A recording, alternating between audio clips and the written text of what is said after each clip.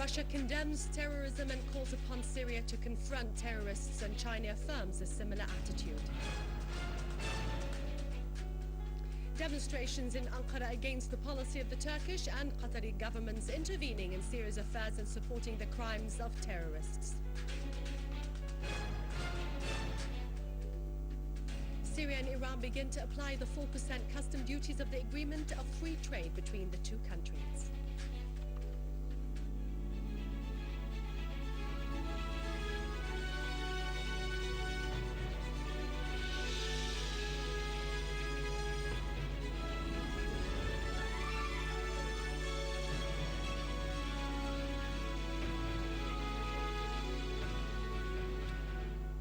Good afternoon, welcome to our news bulletin. I'm Dania Nizam. The Russian Foreign Minister Sergei Lavrov said that Russia and China are taking a unified stand for solving the crisis in Syria. The stand is out of the necessity of consolidating the international relations based on the United Nations Charter and the international law. Lavrov stressed that the ceasefire, which has been announced on the basis of Annan's plan supported by the Security Council, calls on the government and all the opposition groups to stop all forms of violence. And this is not implemented yet because the armed opposition groups are still carrying out provocative acts, explosions, terrorism and shootings. Lavrov said that some opposition groups in Syria are trying to call for a foreign intervention using these acts. Iranian Assistant Foreign Minister for Arab and African Affairs Hussein Amir Abdullahian held the parties, which support sending arms into Syria, as responsible for the killing of the innocent Syrians, expressing condemnation of the terrorist acts of the armed terrorist groups, which caused many deaths and injuries among the Syrian people. He noted that some sides aim to achieve special goals through sending arms into Syria and supporting the terrorist acts in it, adding that these sides consider themselves better than the UN and the plan of its envoy Kofi Annan and seek to impose their will through taking some hasty steps. He considered that Syria has passed the crisis stage well, pointing out that the reform plan commenced by President Bashar al-Assad is moving ahead successfully, and it is the best way out of the Syrian crisis.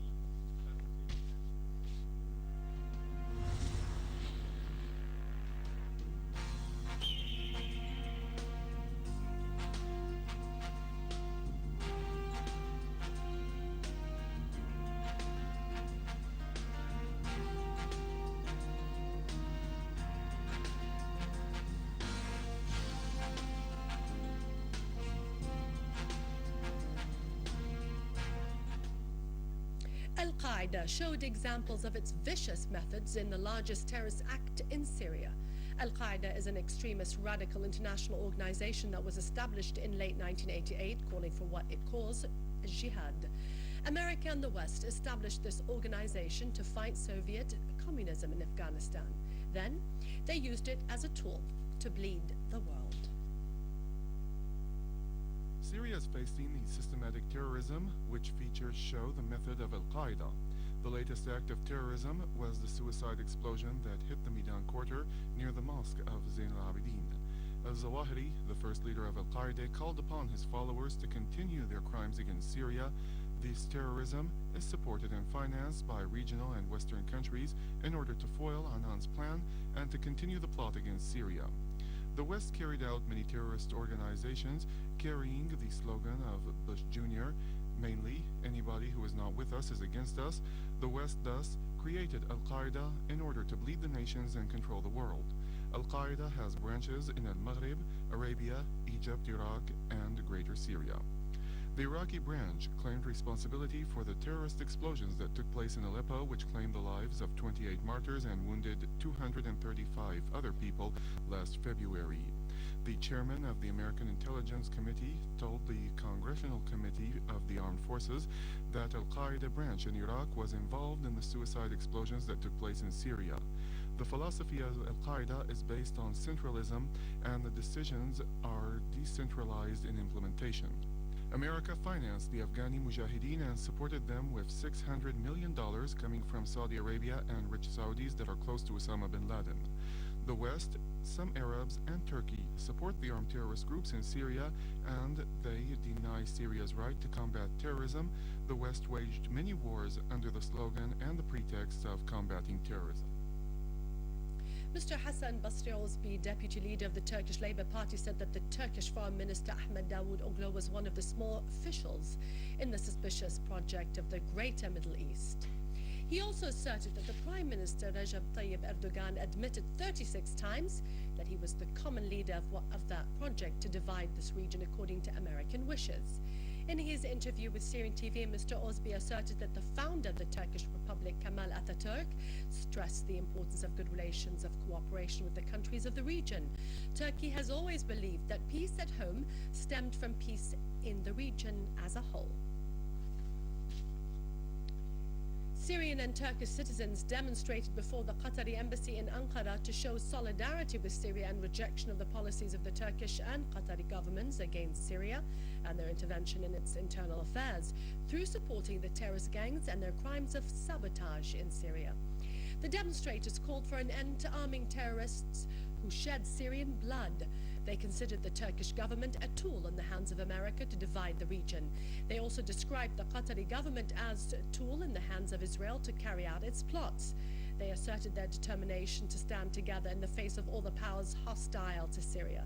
They condemned the media war waged by Al Jazeera TV channel, which fabricates news to exasperate the situation in Syria in order to disrupt its security and stability.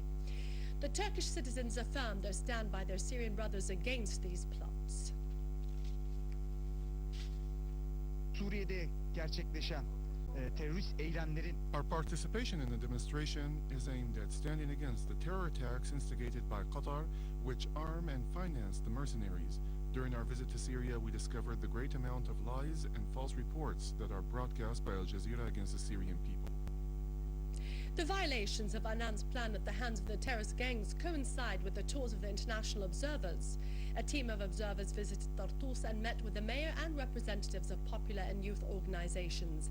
The representatives called upon the observers to expose the instigation of some TV channels to shed Syrian blood. Another team of the international observers visited Hama and interviewed a number of citizens. In Homs, the team of international observers toured a number of quarters.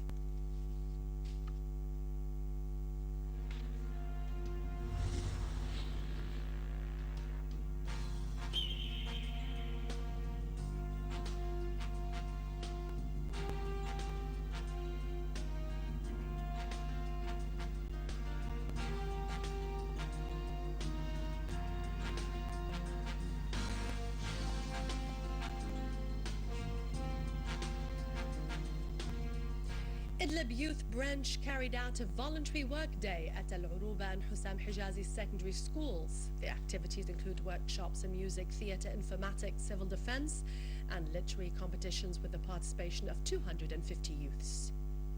Idlib Governor Yasser Al-Shoufi called for accelerating work and dealing with citizens' complaints as soon as possible. Chairing a meeting of directors of departments at the governorate, Mr. Al-Shoufi called for rationalizing the use of power, protecting public properties and developing administrative work.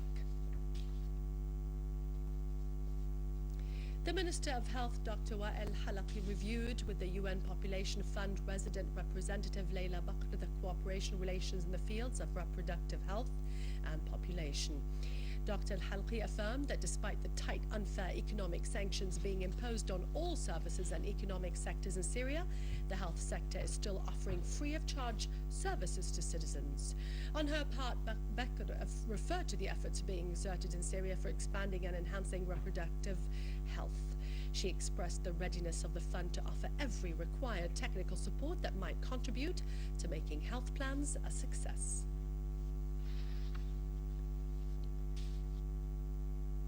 This brings our bulletin to a close. For more news, log on to our website in EnglishSyriaOnline.sy. God bless you all, and over to our economic news with Khalid Saqbani. Good day.